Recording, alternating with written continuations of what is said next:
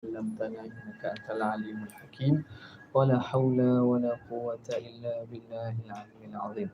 رب اشرح لي صدري ويسر لي أمري واحلل عقدة من لساني يفقهوا قولي وسدد لساني واهد قلبي بحق سيدنا محمد صلى الله عليه وسلم. اللهم ألهمنا بالعلم وزينا بالحلم وأكرمنا بالتقوى وجملنا بالعافية. اللهم أخرج وهمي وأكرمنا بنور الفهم وافتح علينا بمعرفة العلم وحسن أخلاقنا بالحلم. ممن يستمعون القول فيتبعون أحسنه والحمد لله رب العالمين. Alhamdulillah, bersyukur kepada Allah yang memberi kepada kita taufik, kesihatan dan juga nikmat. Kita dapat berada pada malam ini untuk meneruskan lagi daripada kitab Fatih Faridatul Faraid pada muka yang ke-30 tak? 31. Dan ta'alluq kalam, perbincangan tentang sifat kalam. Situ ya muka surat 44 Bismillahirrahmanirrahim.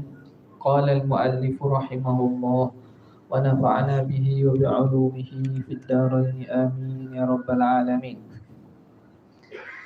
Kata pengarang, dan ta'alluq kalam menunjuk akan yang wajib dan yang mustahil dan yang harus, seperti ilmu juga.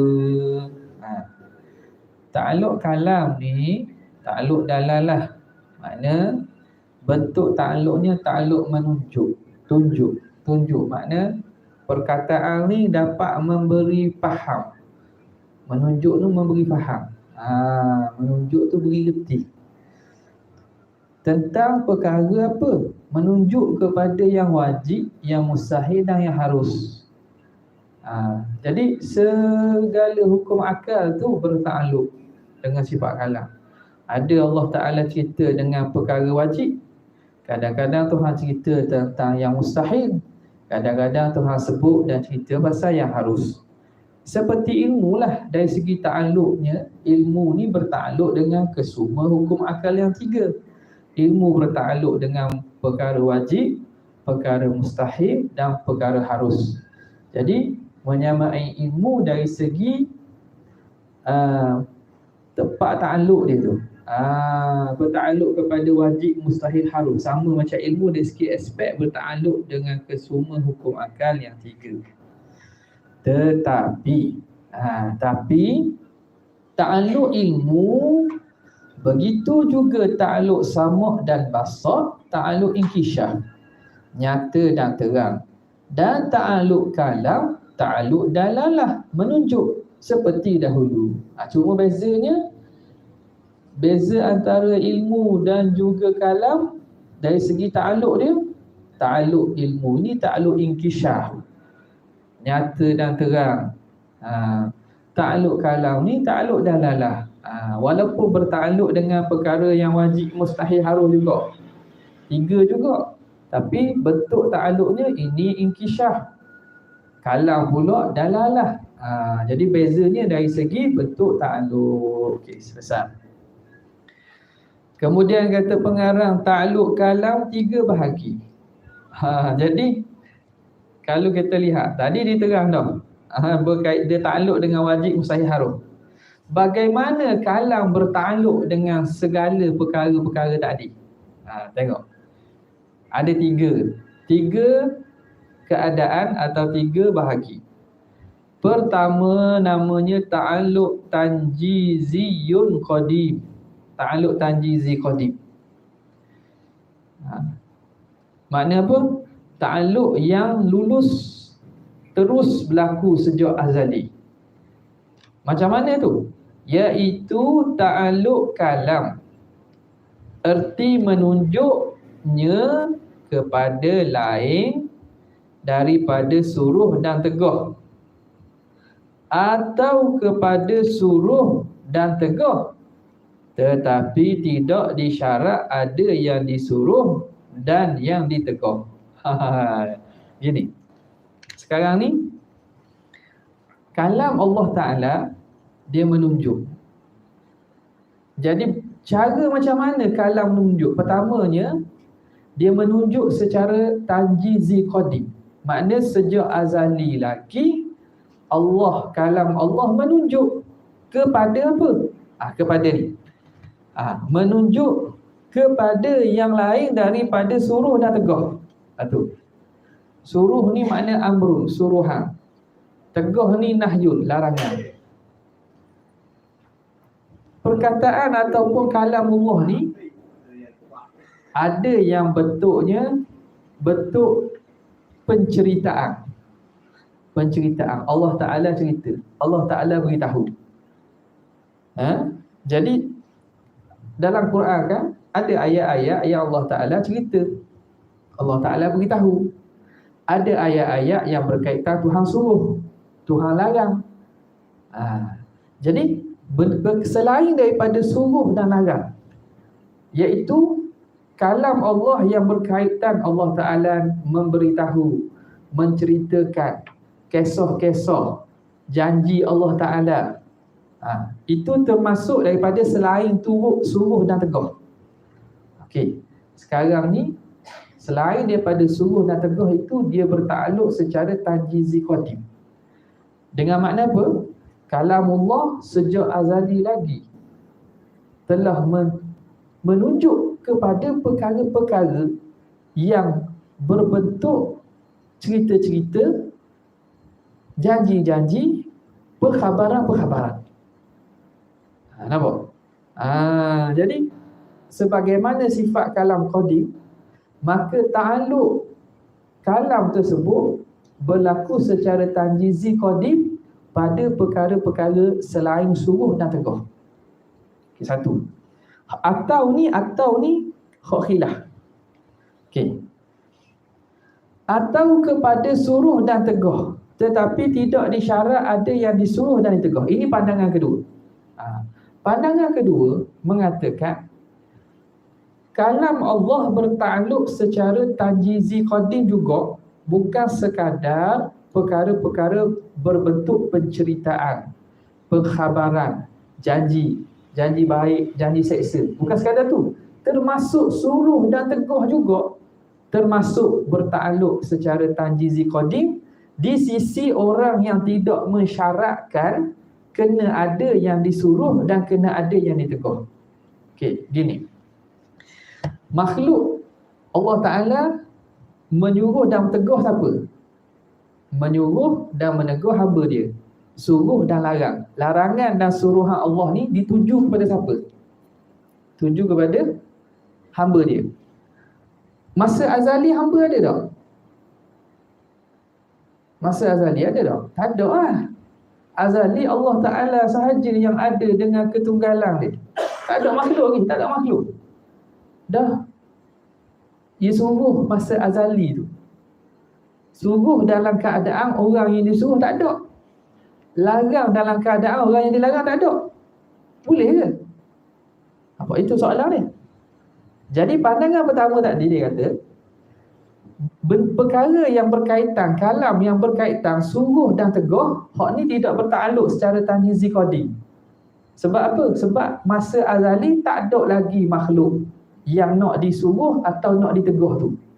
Dia kalam hanya berkait dengan perkara-perkara penceritaan, pengkhabaran, janji baik, janji buruk, cerita. Hak tu tak apalah. Tuhan beritahu. Jadi kalam Tuhan tu sejak azali lagi telah menunjuk kepada benda-benda itu. Adapun suruhan dan larangan, tak ada yang disuruh, tak ada yang dilarang. Orang panggil sia-sia. Jadi sebab itu dia kata ta'alluq tanjizi qadim, iaitu ta'alluq kalam, artinya menunjuk kepada lain daripada suruh dan tegah. Jadi suruh dan tegah tak ada lagi. Kalam yang berbentuk suruhan dan tegahan tak berlaku secara tanjizi qadim lagi. Tidak berta'alluq secara tanjizi qadim lagi sebab tidak ada yang disuruh dan ditegah. Ini pandangan pertama. Atau kepada suruh dan tegah tetapi tidak disyaratkan ada yang disuruh dan ditegah. Pandangan kedua, ulama kata suruhan Tuhan, larangan Tuhan tidak berhajat kena ada yang disuruh dan ditegah. Maknanya tak ada lagi pun kalam berbentuk suruhan dan tegahan telah ada berlaku secara tanjizi qadim juga. Ini pandangan kedua.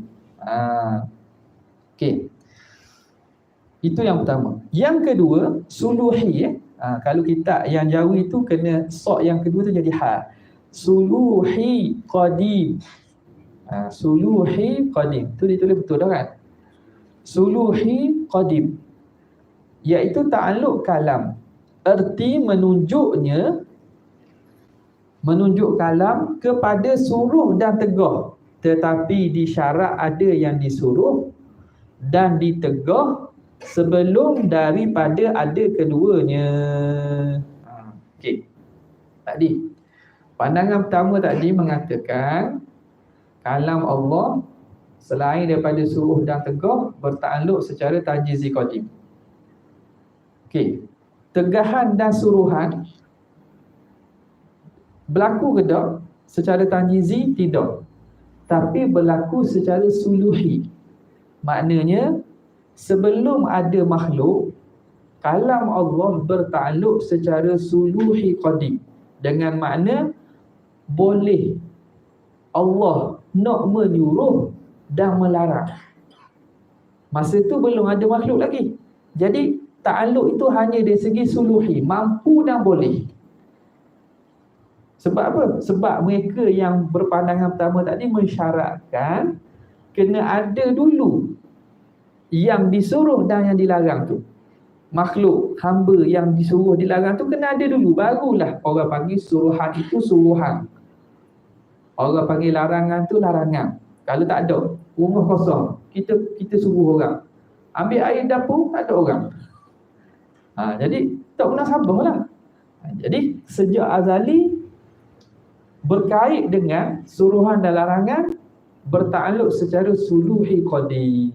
Dengan makna mampu, boleh dan patut untuk bertakluk kalam dengan suruh dan juga larang.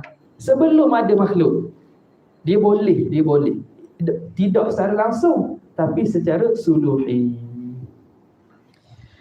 Yang ketiga, tanjizi hadis. Ta'alluq kalam. Erti menunjuknya kalam kepada suruh dan tegah. Tetapi di syarat ada yang disuruh dan ditegah kemudian daripada ada keduanya. Tadi sebelum ada tu sejak azali bertakluk secara suluhi, mampu.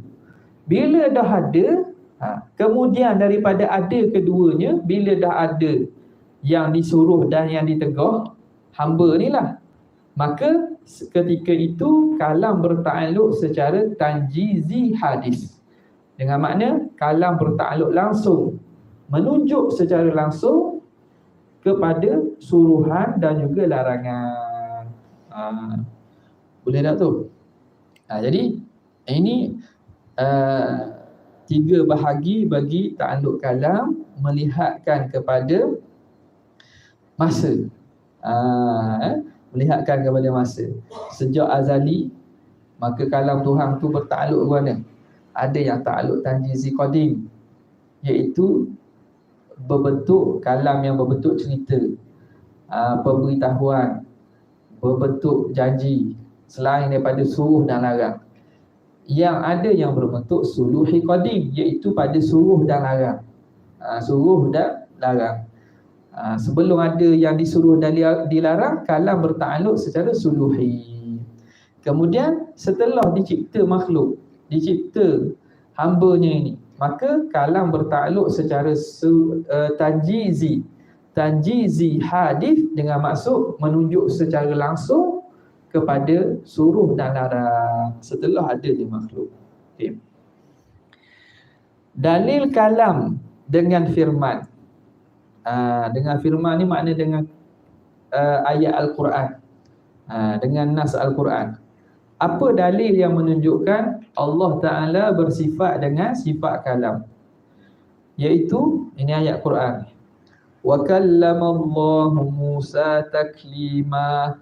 Erti berkata-kata Allah akan Nabi Musa sebagai berkata-kata. Berkata Allah akan Nabi Musa sebagai berkata-kata. Kallamallah taklima. Jadi maf'ul mutlak itu untuk mentakkidkan amil dia. Maknanya sungguh-sungguh Allah berkata-kata dengan Nabi Musa. Maknanya Tuhan berkata-kata sungguh, bukan ada perantara, bukan maknanya secara tidak langsung, dok, secara sungguh hati. Panggil. Okey. Jadi di situ maknanya bila Tuhan berkata-kata, makna ada sifat berkata. Titik situ. Jadi Jawi ni dia kalau ikutnya terjemah tu terjemahnya berarti situ dah ni. Berkata-kata Allah akan Nabi Musa sebagai berkata-kata. Titik situ. Bermakna, okey, macam mana Allah Ta'ala berkata-kata dengan Nabi Musa tu? Macam mana? Bagaimana kaifiat dia? Ataupun bagaimana cara? Kaifiat hakikatnya Allah lah yang tahu. Cuma maknanya kok cara mana kita nak faham Allah berkata-kata dengan Nabi Musa? Bermakna menghilang Allah akan dinding daripada Nabi Musa dan memperdengar dan menunjuk akan dia akan kalamnya yang qadim. Okey, sekarang ni kita nak faham. Bila Allah Ta'ala kata Allah berkata-kata dengan Nabi Musa, Allah berkalam dengan Musa, macam mana? Makna sebelum tu Tuhan senyap, lepas tu Tuhan bunyi, lepas tu Tuhan senyap balik ke? Tengok ni. Dia kata makna ataupun kita kata berlaku mendengar Nabi Musa kepada kalamullah ialah dengan cara Allah Ta'ala angkat hijab. Angkat hijab daripada pihak Nabi Musa. Hijab daripada telinga dia tu yang menghalang daripada mendengar kalamullah. Maka Nabi Musa mendengar kalam Tuhan yang qadim. Bukan makna Tuhan baru mula cakap, bukan. Makna sebelum tu diam, lepas tu cakap dah. Yang di sini ialah dengan cara Allah angkat hijab daripada Nabi Musa, maka Nabi Musa dapat dengar dan faham kalam Allah yang qadim.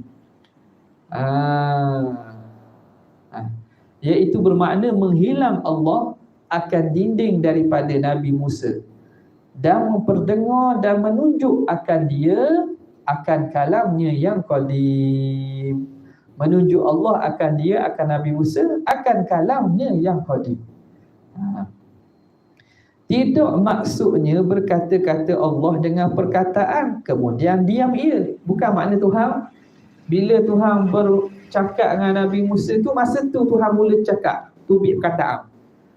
Lepas tu berhenti munajat, berhenti pula Tuhan. Bukan gitu. Jadi apa yang didengar oleh Nabi Musa ini ialah Nabi Musa mendengar kalam Allah yang qadim, bukan mendengar perkataan. Ini pandangan Asy'ariyah. Pandangan mazhab Asy'ariyah, Nabi Musa mendengar sifat kalam Tuhan dengan cara Allah Ta'ala angkat hijab daripada Nabi Musa. Nabi Musa boleh dengar kalam Tuhan yang qadim. Bukan dengan makna Allah mula cakap, lepas selesai Tuhan berhenti. Bukan dengan perkataan kemudian diam ia. Atau maksudnya bertetah Allah akan Nabi Musa sebagai titahan yang dipahamkan maksudnya. Okey. Ini pandangan yang kedua pula.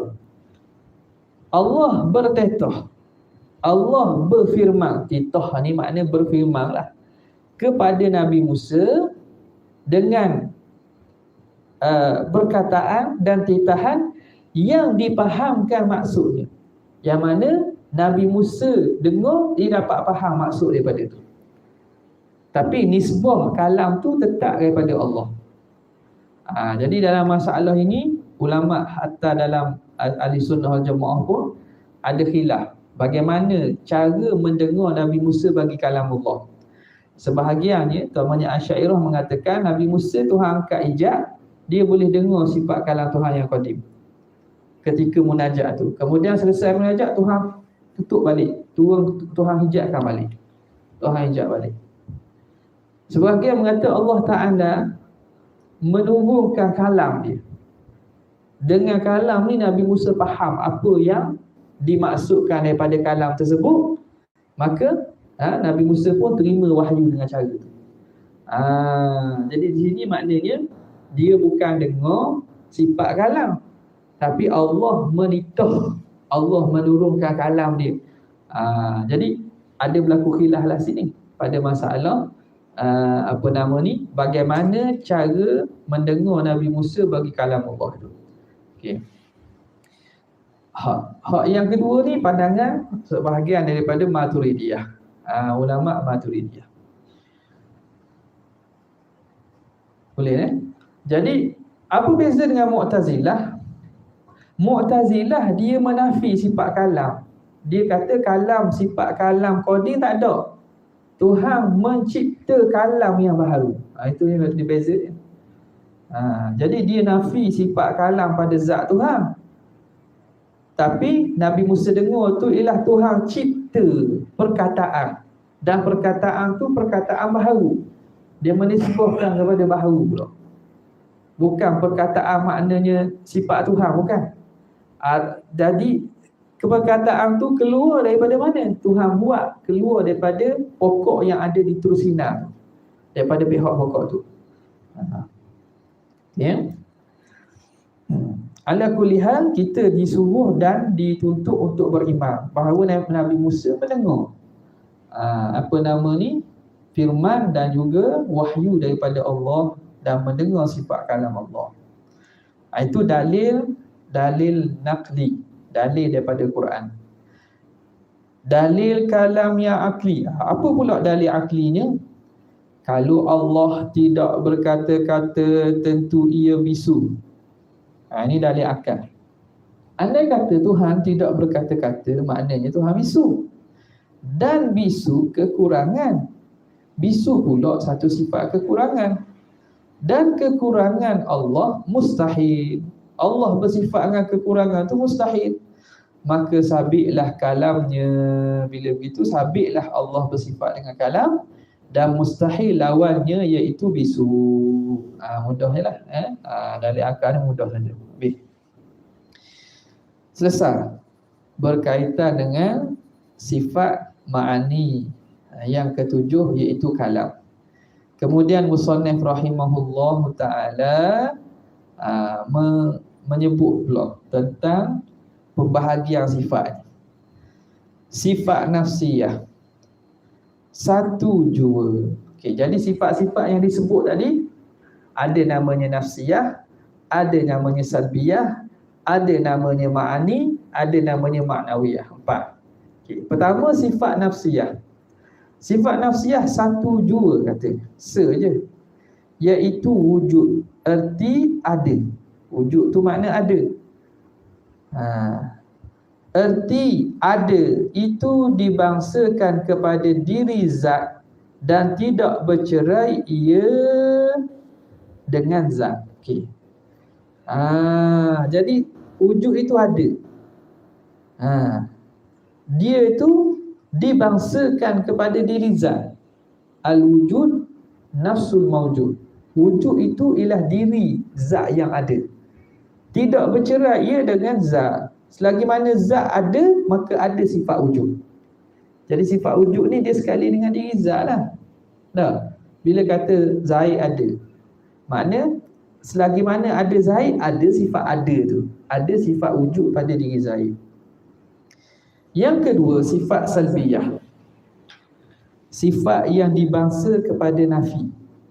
Salbiyah ini sifat yang dibangsa kepada nafi. Apa makna dibangsa kepada nafi? Makna tu makna nafi.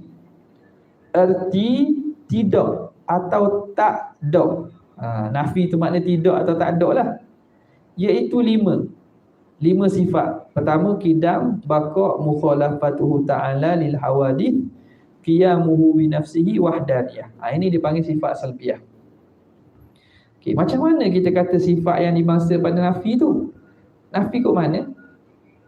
Kan dia sifat wajib kan? Nafi tu makna pengertiannya. Tengok dia kata jahalang nafi. Macam mana kita kata nafi tu? Kidam sedia. Kidam ertinya sedia.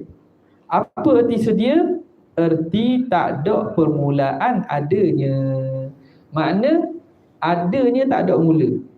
Tak ada permulaan adanya. Tak ada mula bagi ada. Kita nafi tak tu?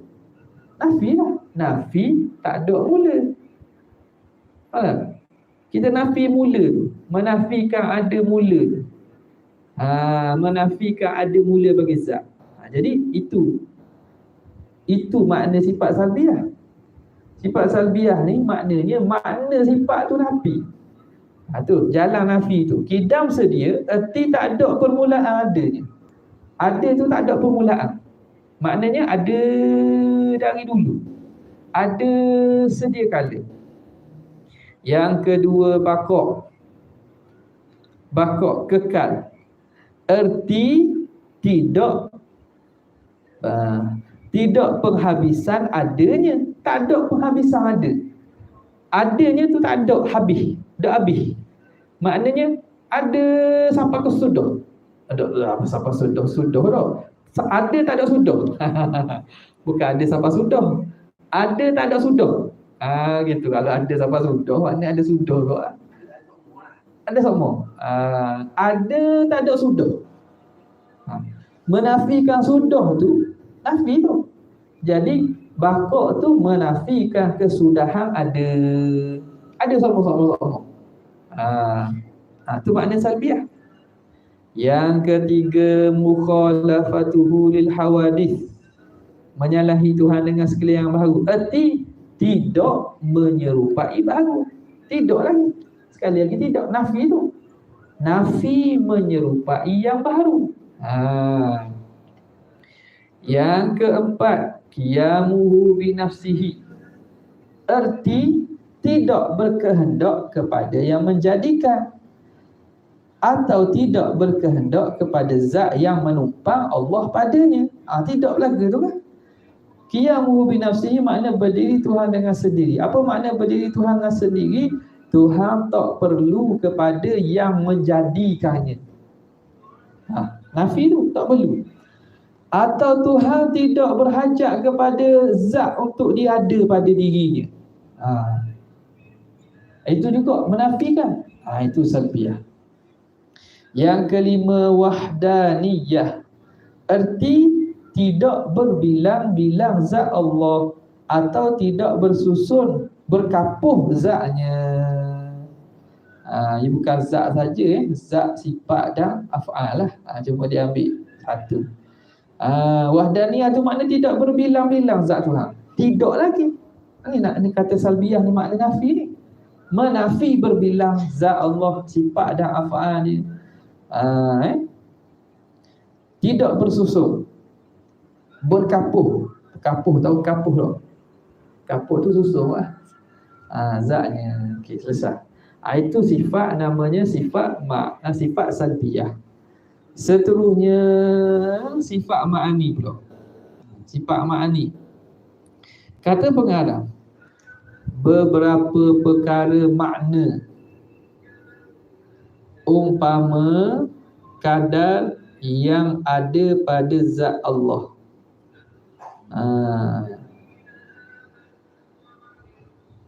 Iaitu 7. Sifat ma'ani tu apa? Beberapa perkara makna. Umpama kadar yang ada pada zat Allah. Umpama apa tu? Umpama kadar kan? Kudrat tau. Kudrat.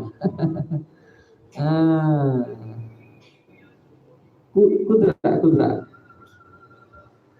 Situ kudrat sini dia tak jatuh tak. Tu pelik. Sifat ma'ani beberapa perkara makna. Perkara makna tu ialah merujuk kepada sifat yang jenis ada. Sifat ma'ani ialah sifat yang jenis ada, bangsa ada. Umpama sifat ma'ani tu kudrat yang ada pada zat Tuhan. Jadi zat Allah ada. Kudrat yang pada zat Tuhan pun ada juga. Itu kudrat atau sifat ma'ani. Iaitu 7, ada 7. Pertama kudrat, kedua iradat, ketiga ilmu, keempat hayat, kelima samuk, keenam basar, ketujuh kalam. Okay. Diulang balik pembahagian sifat, kategori sifat. Kemudian sifat maknawiyah, khilaf, 2 kaul. Sifat maknawiyah khilaf, 2 kaul. Jadi ada khilaf pada sifat maknawiyah ini. Adakah dia itu sifat asing, hak kena bilang asing, ataupun dia itu sebenarnya sifat yang tak perlu bilang dah, sebab dia faham dah, reti dah. Itu khilaf, 2 kaul. Pertama, sifat yang tidak lebih atas ma'ani. Jadi pandangan pertama mengatakan sifat maknawiyah ni bukan sifat yang lebih daripada sifat ma'ani. Sifat maknawiyah tu diri ma'ani yang ada di zat. Ada ma'ani di zat tu, maka ada maknawiyah. Faham selalu maknawiyah, bukan kena ada sifat lain tambahan daripada sifat ma'ani, bukan. Tu dia kata sifat yang tidak lebih atas ma'ani. Hanya amrun i'tibari. Dia tu dikira perkara i'tibar saja, perkara faham dan reti. Amrun i'tibari ialah perkara yang difaham dan direti saja. Dia bukan benda yang ada sungguh, benda yang reti faham je. Erti perkara yang sabit pada fikiran juga, benda yang ada dalam fikiran je. Dia di luar tak ada. Dia reti di otak lagi, faham di akal kita saja. Dan tidak dapat dilihat dengan mata. Dia tak ada di mata. Iaitu pada kaul ulama yang menafikan ahwal. Ini pandangan ulama yang mengatakan tak ada ahwal. Ahwal ni apa? Ahwal ni perkara yang duduk tengah antara ada dan tak ada. Antara maujud, benda ada, makdum, benda tak ada. Dia ada benda tengah, namanya ahwal. Sebahagian ulama kata ahwal ni tak ada. Tak ada ahwal. Dia tak ada perkara yang duduk tengah. Nak kata ada pun tak boleh, nak kata tak ada pun tak boleh. Dia duduk tengah-tengah yang dipanggil ahwal. Mereka berkata tak ada benda ni. Yang ada sama ada benda tu benda ada, atau benda tak ada, atau benda reti je. Benda duduk tengah tak ada. Benda maujud, benda ma'dum, amrun i'tibari saja. Jadi maknawiyah ini amrun i'tibari. Amrun i'tibari, benda tak ada, benda yang faham reti. Contoh hitam pada bekah ni. Bekah ni zat.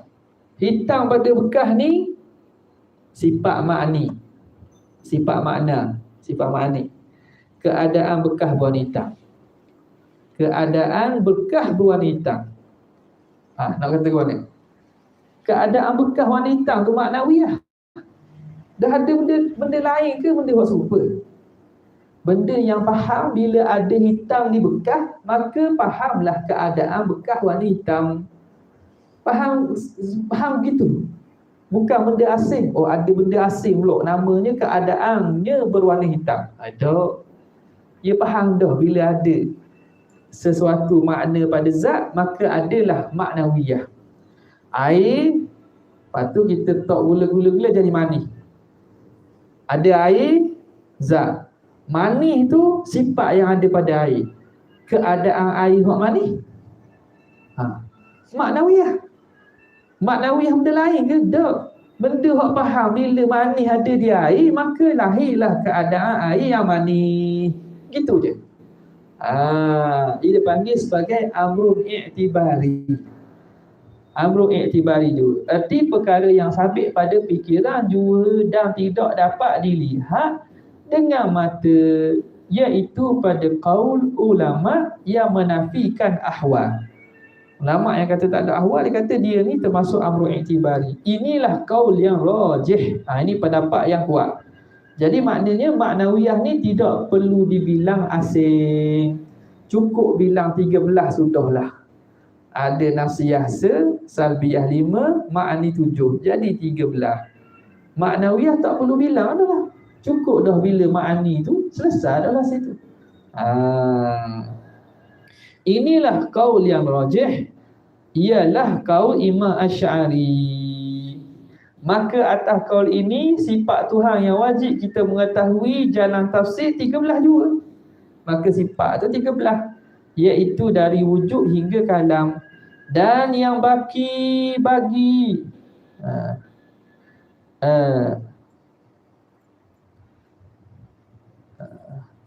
dan yang baki, hak baki tu, maknawiyah tu, begini juga kita i'tikad. Kalau hak baki tu macam mana kita nak i'tikad maknawiyah tu? Iaitu sifat maknawiyah yang 7 ialah sifat kesempurnaan bagi Allah. Okey.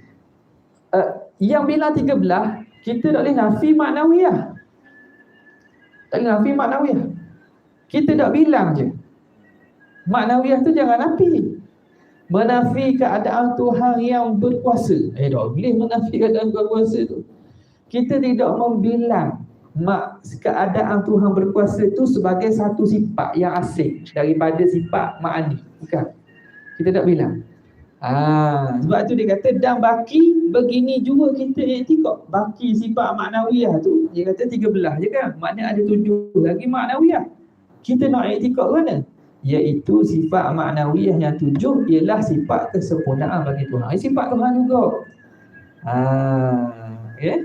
Jadi bila begitu, cumanya kita tidak bilang sahaja. Inilah maksud wajib kita tahu dengan ijma'. Tahu secara umum. Bahawa segala sifat kesempurnaan itu wajib Allah bersifat dengannya. Jadi masuklah tu maknawiyah lah tu. Tak perlu bilang secara tafsir dah. Okey. Kemudian kata pengarang sifat maknawiyah. Wallahu ta'ala a'la wa a'lam. Ada soalan?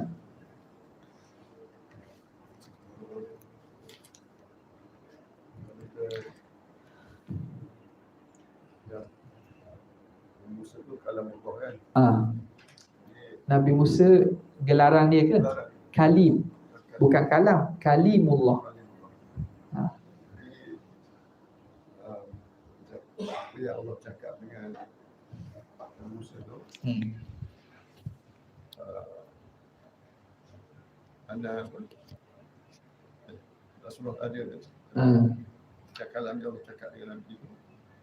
Innani anallahu la ilaha illa ana fa'budni wa aqimis salata li dzikri.